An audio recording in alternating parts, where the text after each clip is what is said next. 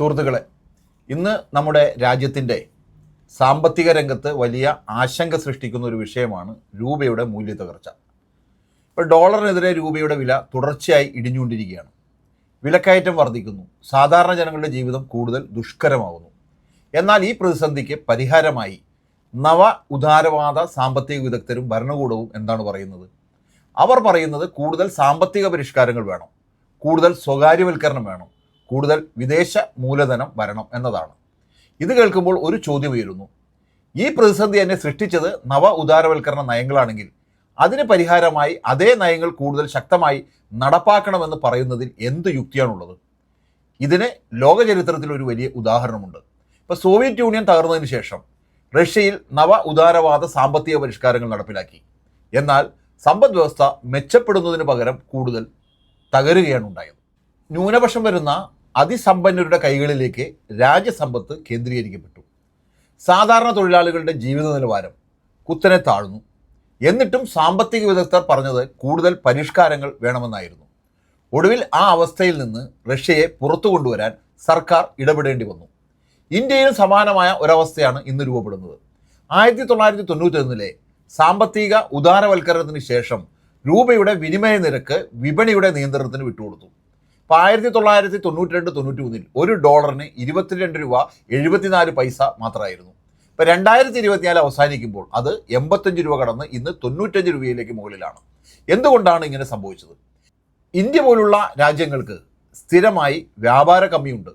അതായത് നാം കയറ്റുമതി ചെയ്യുന്നതിലും കൂടുതൽ ഇറക്കുമതി ചെയ്യുന്നു. അത്തരമൊരു രാജ്യത്തിൻ്റെ കറൻസിയെ പൂർണ്ണമായും വിപണിക്ക് വിട്ടുകൊടുത്താൽ അത് സ്വാഭാവികമായും താഴേക്കാണ് പോവുക. കാരണം വിദേശ നിക്ഷേപകർ ഒരു രാജ്യത്ത് പണം നിക്ഷേപിക്കുന്നത് ലാഭം പ്രതീക്ഷിച്ചാണ്. എന്നാൽ ഭാവിയിൽ രൂപയുടെ മൂല്യം വീണ്ടും കുറയുമെന്ന് അവർ കരുതുന്ന നിമിഷം അവരുടെ പണം പുറത്തേക്ക് പോകും. അപ്പോൾ വീണ്ടും രൂപയുടെ വില ഇടിയും.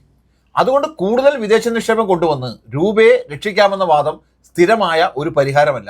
നവ ഉദാരവാദികൾ പറയുന്നത് രൂപയുടെ മൂല്യം താഴ്ന്നാൽ ഇന്ത്യൻ ഉൽപ്പന്നങ്ങൾ വിദേശ വിപണിയിൽ കൂടുതൽ മത്സരക്ഷമമാകും, അതുവഴി വ്യാപാര കമ്മി ഇല്ലാതാകുമെന്നതാണ്.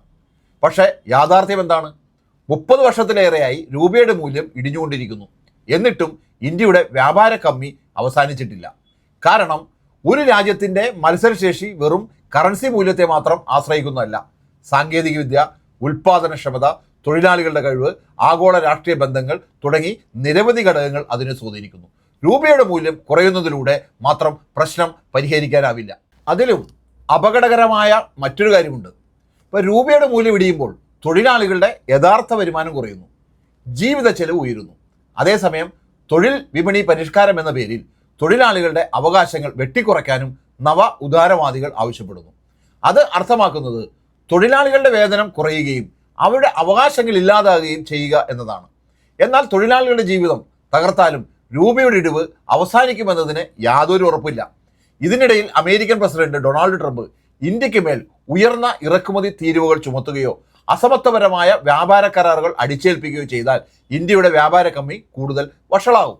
അപ്പോൾ രൂപ വീണ്ടും താഴേക്ക് വരും. അതായത് കൂടുതൽ ഉദാരവൽക്കരണം എന്ന മരുന്ന് രോഗം മാറ്റുന്നില്ല, മറിച്ച് രോഗം കൂടുതൽ ഗുരുതരമാവുകയാണ് ചെയ്യുന്നത്. അപ്പോൾ എന്താണ് പരിഹാരം?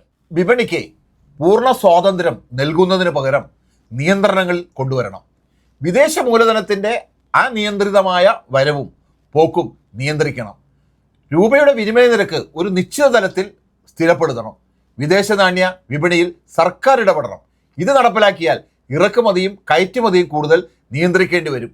അതിനായി വ്യാപാര നിയന്ത്രണങ്ങളും ആവശ്യമായി വരും. അതുപോലെ എണ്ണ പോലുള്ള അത്യാവശ്യ സാധനങ്ങൾ ഇറക്കുമതി ചെയ്യുന്ന രാജ്യങ്ങളുമായി ഡോളർ ഒഴിവാക്കിയുള്ള ദ്വിപക്ഷ വ്യാപാര കരാറുകൾ ഉണ്ടാക്കാനും കഴിയും. രസകരമായ ഒരു കാര്യം എന്തെന്നാൽ പ്രധാനമന്ത്രി നരേന്ദ്രമോദി തന്നെ ചില സാഹചര്യങ്ങളിൽ ഇത്തരം നിയന്ത്രണങ്ങളുടെ ആവശ്യകത പരോക്ഷമായി അംഗീകരിക്കുന്നുണ്ട്. വിദേശയാത്രകൾ കുറയ്ക്കാനും വീട്ടിൽ നിന്ന് ജോലി ചെയ്യാനും അദ്ദേഹം ജനങ്ങളോട് അഭ്യർത്ഥിക്കുന്നു.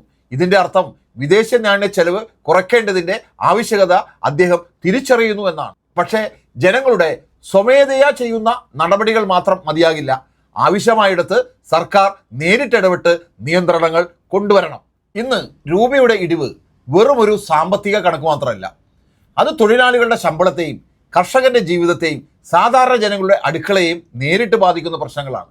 ഈ പ്രതിസന്ധിയിൽ നിന്ന് പുറത്തു കടക്കാനുള്ള വഴി കൂടുതൽ നവ ഉദാരവൽക്കരണമല്ല, മറിച്ച് രാജ്യത്തിൻ്റെ സാമ്പത്തിക പരമാധികാരം സംരക്ഷിക്കുന്ന നിയന്ത്രണങ്ങളും ജനകീയ ഇടപെടലുകളുമാണ്. രൂപയെ രക്ഷിക്കണമെങ്കിൽ വിപണിയെ അന്ധമായി വിശ്വസിക്കുന്നത് അവസാനിപ്പിക്കണം. രാജ്യത്തിൻ്റെ താല്പര്യങ്ങൾ മുൻനിർത്തിയുള്ള സാമ്പത്തിക നയങ്ങളിലേക്ക് മടങ്ങേണ്ട സമയമാണിത്.